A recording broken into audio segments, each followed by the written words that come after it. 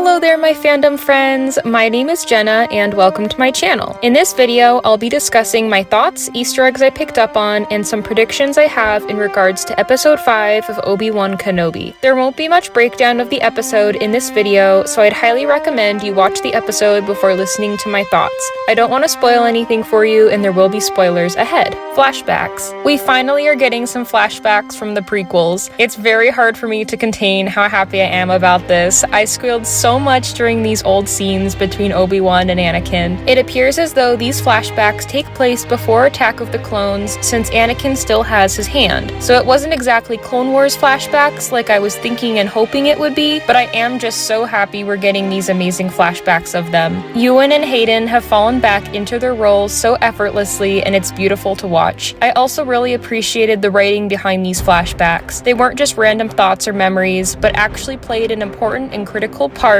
in moving the main plot forward for both Obi-Wan and Vader's perspectives. Such perfect writing. Jedi symbols and lightsabers. More Jedi writing can be seen on the wall that Obi-Wan looks at in the beginning of the episode. I'd absolutely love to see what all of it translates to, so if any of you can translate the language or have found someone who has translated it, please let me know. I'm sure there are lots of hidden secrets there, like Quinlan Vos in Episode 3. Seeing the collection of lightsabers was also a fun touch. I can't say I recognize any of them, but I'm sure they also have connections to past Jedi we know from the Clone Wars and prequels as well. Leia in the air duct. I'm glad she didn't become a side character in this episode, like I think she easily could have. A large part of everyone's escape was due to her being able to get the door open, which I loved. This scene reminded me so much of Ezra Bridger from Rebels in the air ducts. Him constantly being in them throughout the show quickly became a joke, so seeing another child in them made me think back to him. Oh, no, I am not going in there. It's a ventilation shaft. It's what you do. Running themes of Kenobi. The creators of this show have collectively embraced Obi-Wan's essence perfectly, in my opinion. Obi-Wan continues to favor negotiating and talking over fighting and violence. He does this as he speaks with Reva through the door before she busts in with her troopers. Yes, the negotiator, General Kenobi. Obi-Wan also shows immense care for the strangers that are being shot around him once the fight begins. He constantly goes back for a number of people and tries his best to protect them. It is such a heartwarming detail that shows he cares so much for the lives of innocent people. I know it's a Jedi's job to protect innocent lives, but Obi-Wan seems to truly be the master of this, and I've seen it multiple times before, even down to him surrendering himself to Reva without a weapon. Again, Obi-Wan favors negotiating, reasoning, and using his wisdom and intelligence over physical violence. This has been seen time and time again throughout all media of Star Wars for his character.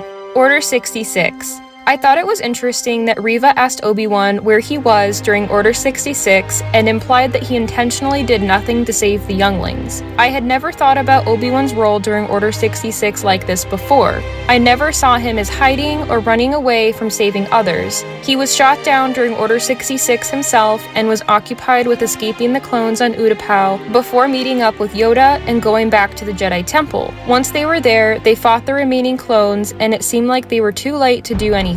However, from Rebels, we know that Obi-Wan sent out a message to all the remaining Jedi, telling them not to return to the temple. Maybe Reva heard that message as she was dying or being taken away and thought that Obi-Wan was allowing more younglings to die by not allowing rescuers to come help. This message was sent out with a good heart and intention, but I guess it also could have prevented Jedi from coming back and potentially saving any remaining younglings who were hiding or dying. Although, it just seems like the timing of everything would have made it too late for any form of rescue to have played a significant role.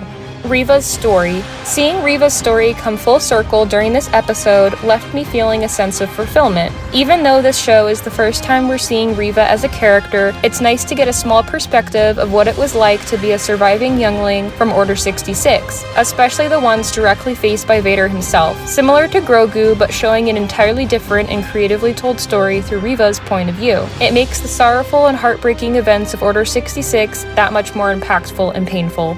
Fight scene. This was such a tense but thrilling scene. Again, seeing Obi-Wan in action and acting more like his old self was absolutely amazing. Tala's death scene was very sad, but I felt like it was coming. I understand there had to be a sacrifice, and she was a nicely developed character to have that part. However, I was surprised and also disappointed that the loader droid also seemed to die as well. Of course, it was very touching that it helped shield Tala in her last moments, but I was completely under the impression that there was a living person inside the droid. I was 100% sure there was somebody important in there, so maybe I just overhyped my expectations.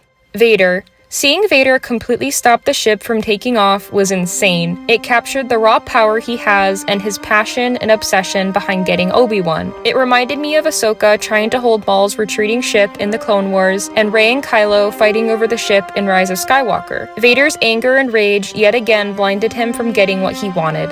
Reva vs. Vader. I'm definitely starting to feel bad for Reva. Of course, she has done horrible things in her life, but horrible things have also happened to her to make her that way. Watching all of her youngling friends die in front of her and then joining the people who did that must have been incredibly hard for her. And for Reva to know she would have been left to die if she hadn't been forced to join the dark side and be an Inquisitor on top of that. Flashbacks to Order 66 in this scene were brutally emotional. I'm glad that Vader knew all along that Reva was deceiving him and only trying to please him for the purpose of getting closer to him to eventually kill him. If that had slipped Vader, it would have been a bit odd since he's so powerful. Also, when Vader was approaching her as he held both lightsabers, I totally thought he was going to behead her just like he did to Count Dooku. Grand Inquisitor.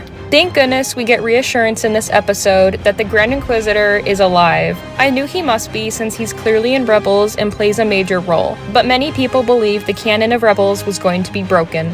Reva's potential new goal. Now that Reva has been cast aside by Vader and the Inquisitors, and the Obi-Wan used her in getting away, on top of the hate Reva already feels toward Obi-Wan, I am guessing Reva will go to Tatooine and attempt to kill Luke with the intent to make Obi-Wan hurt even more. Although the next things that play out must be carefully done. It wouldn't make any sense for Vader to have any suspicion of Tatooine or Luke because of what we know from the originals. In conclusion, those were all of my thoughts about the 5th episode of Obi-Wan Kenobi. If you agree, disagree, or would like to comment your own thoughts and opinions, feel free to in the comment section. I love hearing from everybody and discussing our favorite fandoms as a community. I look forward to hearing from you. So for now, I hope you have a magical day, and I bid you all a very fond farewell.